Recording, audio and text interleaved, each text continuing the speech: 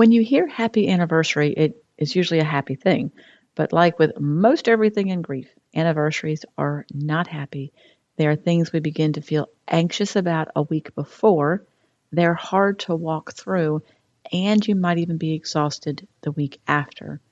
If the anniversary of your loved one's death is coming up, listen to this episode for some practical ways to honor your loved one while not forgetting what a significant day this is in your life and in your healing. Hey, friend. Welcome to the Grief to Great Day podcast. Do you feel like you're going crazy? Is the shower the only place for you to really cry? Are you surrounded by people, but you still feel all alone? Do you want to be the you were before your loved one died, but you have no idea how to get there? I'm Steph Cabanis, Southern by choice, wife, turtle triathlete, Jesus follower, and fellow traveler in the journey of grief. I too struggled to breathe, questioned God and my faith, and thought I would never be happy again. But God took my brokenness and He turned it into breakthrough. So if you're ready to understand how to navigate grief, lean into your faith and take just one step towards healing, then bring your ugly cry, get into a comfortable place, even if that's your bed right now, and let the healing begin. Girl, there's hope for your future.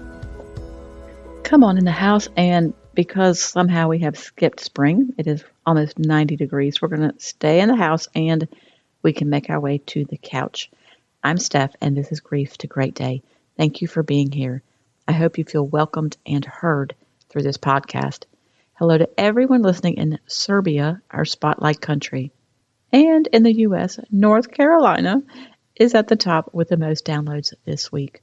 Grief to Great Day is downloaded in over 70 countries now. This tells me that there is a need to talk about grief and that it is felt throughout the world. So please know that whatever country or state you are in, you are not alone as you walk through this thing called grief. I know there are new listeners each week, so if that's you, welcome.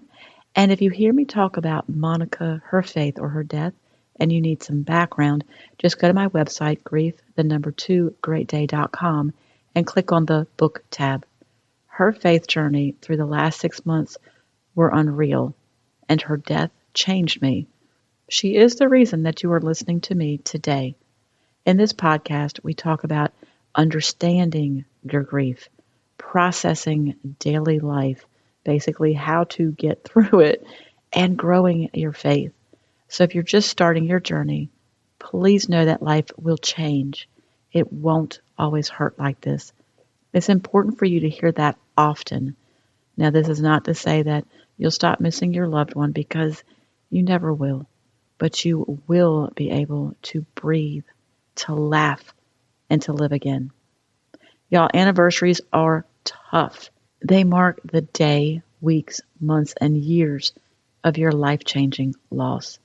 They also make it more real every time they come. You know, it'll actually shock you that it's been 6 months or a year, and that can be upsetting too, because some days it feels like it was yesterday, and some days it feels like a lifetime ago. And you may also feel resentment that there has to be such a date in your life now. On the anniversary of when Monica died, see, I don't even like saying death date now, 14 years later, it was a day I started to feel at least a week before the actual date. And I was sad and tired. I started to relive the 6 months of her illness. I rehearsed the anger I had about her suffering, and then I kind of fell back into questioning why God would allow such a thing. Now, the first couple of years, this is normal and a part of the process, so don't beat yourself up. But let me plant a seed for future anniversaries. Think about celebrating their lives instead of commemorating the moment or days surrounding their death. We focus on the hard moment of the loss. So in the future, not now, in the future, let's flip that to celebrate the years we shared with them and the memories that brought laughter. Remember, this is your journey, so think about what is best for you And until you're ready to celebrate their lives, here are some practical ideas to get through this day. Number one, you might want to take the day off from work or other responsibilities so there's no added pressure for you. This is important. Number two, surround yourself with who you want to be around. These may be family members or friends of your loved one who can sit with you in these moments. And what I mean by that is they have to be okay that you're sad without trying to fix the sadness of the day. Now, there doesn't have to be a planned event.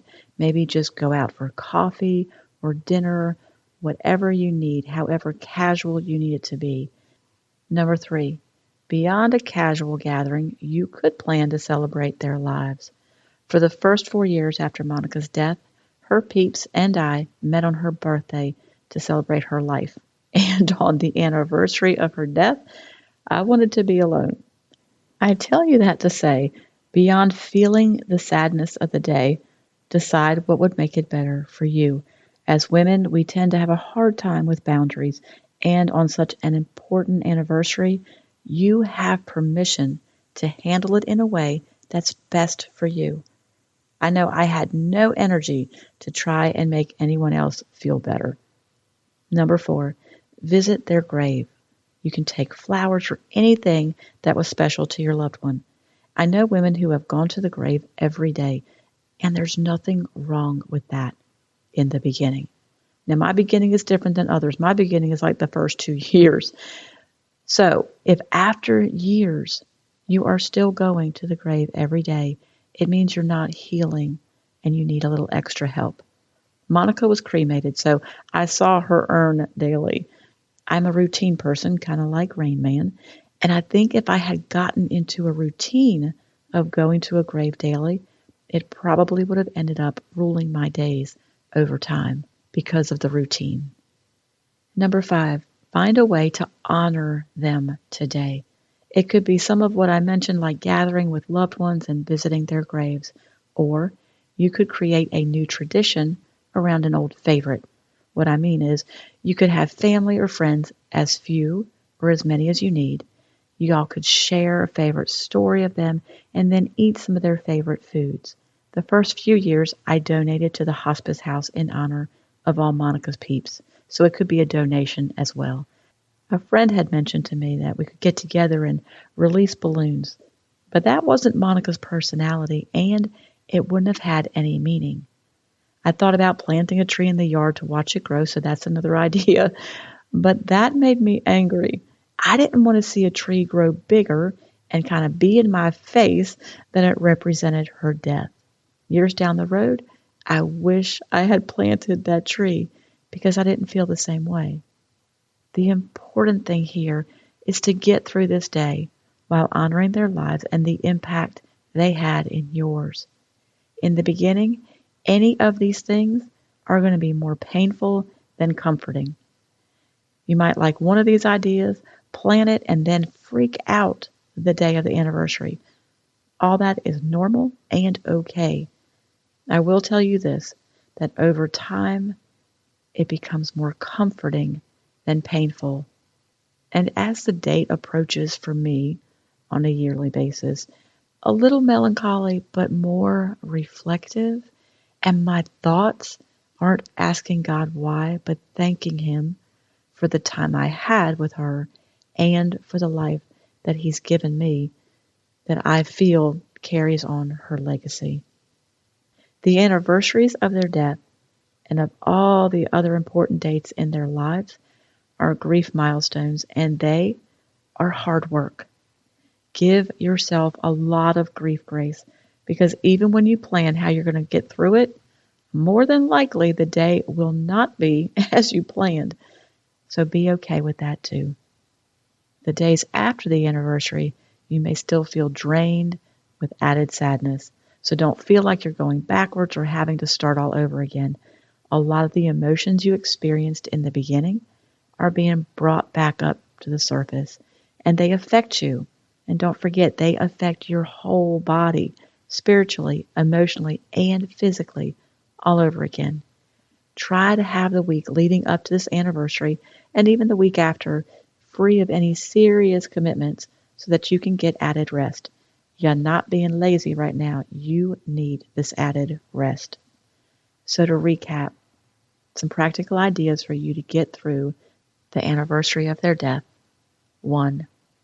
This one I will stress to do. Please take the day off if you are working or clear your calendar of anything that's a serious commitment.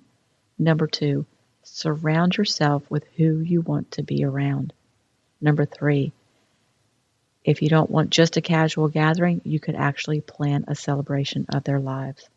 4, visit their grave with flowers or anything that was special to your loved one. 5, find a way to honor them today. And with all the ways to get through the day, do not forget to give yourself a lot of grief grace. And don't forget anniversaries, other milestones, all this work you are doing, and this is work, takes up a lot of your energy. Make sure you're getting plenty of rest. Your journey works, or the work of your journey this week, is to write down one of your best memories with your loved one. Also, write down one person you'd like to be with on the anniversary, and then write down one thing your loved one would love to see you do. This is going to give you a good start on what to do on the anniversary of the day your loved one died. And until we meet again, don't forget who holds your future, and know that you are not alone. Keep on coming back to the house, keep sitting on the couch, and keep taking those steps, however small or slow, towards your healing. If you're ready to take a brave step towards your healing, there's help available. Grief to Great Day offers free and paid faith-based resources, so you can join the private Facebook group. You don't have to suffer in silence anymore. Be a part of a group of faith-filled women who get it in a way the world can't. The daily pain and struggle of grief is not denied here, but faith paves the way for hope in this group. You can download the free Loss, Grief, and Healing seminar. This is the best faith-based introduction of what to expect in your grief journey. Download the seminar if you want a reason to hope and learn how to heal. Today is not your forever, and you are not alone. You can also purchase grief coaching. If you're looking for one-to-one support to figure out your next best step, or if you want to understand where you are in the grief process, or you just need accountability in taking those healing steps, these 1-hour grief coaching sessions are the answer for you. You can also purchase the workshop called The First Year of Grief, How to Survive with Hope and Heal. This workshop is the action-oriented, step-taking program you need to give you foundational tools to navigate your grief in the first year especially. Remember, time itself does not heal all wounds. You have to take steps. In this workshop, you'll discover how to pursue God, even when you don't want to pray. You'll understand the roller coaster of grief so you know what's normal and what to expect. You will learn to process daily life with practical help to get you through those I can't get out of the bed days. And you'll find where to seek support, because I'll share grief resources that are best for you. Look, I've walked this journey and never thought I could be happy again. But God, He restored my joy and gave me a calling. So no matter how dark and hopeless your day is today, this can be your story too. It is my great joy to help you get there. Your safe place for all things grief can be found on the website grief2greatday.com. This includes all the resources I just shared, and in addition, the Grief to Great Day podcast and the book Dying to be Healed. Regardless of where you are right now, you can breathe, laugh, and live again. Thank you for being here today, for showing up. If this podcast has given you hope, encouragement, or helped you in any way, share it with a friend, either in a text or on your social platforms. Also, please subscribe, rate, and leave a written review on iTunes. It's a huge blessing for me to know that you're out there. Lastly, and this is important, you are not alone. Connect with me on the Grief to Great Day website, the link is below, and sign up for our free newsletters. I want to be able to pray for you by name. Remember, grief isn't something you're going to get over, but a great day is something you can get to.